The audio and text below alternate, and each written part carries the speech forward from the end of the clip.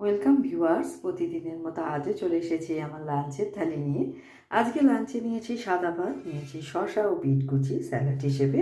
প্রথম পাতে খাওয়ার জন্য নিয়েছি উচ্ছে ও আলু সেদ্ধ, যেটা আমি কাঁচা তেল ও নুন দিয়ে মেখেছি।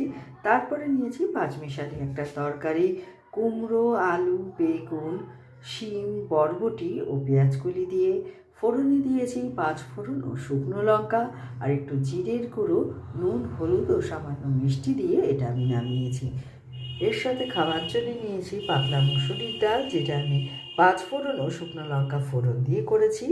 তারপরে নিয়েছি রুই মাছের পাতলা ঝোল, টমেটো, ধনেপাতা, আলু ও বড়ি দিয়ে, আর আদা জিরে বাটা আমি এতে দিয়েছি। আর সব শেষে নিয়েছি টক দই। তো কেমন লাগলো আপনাদের আমার এই সিম্পল লাঞ্চ থালিটা? ভালো লাগলে লাইক, শেয়ার এবং সাবস্ক্রাইব করবেন আমার চ্যানেলকে।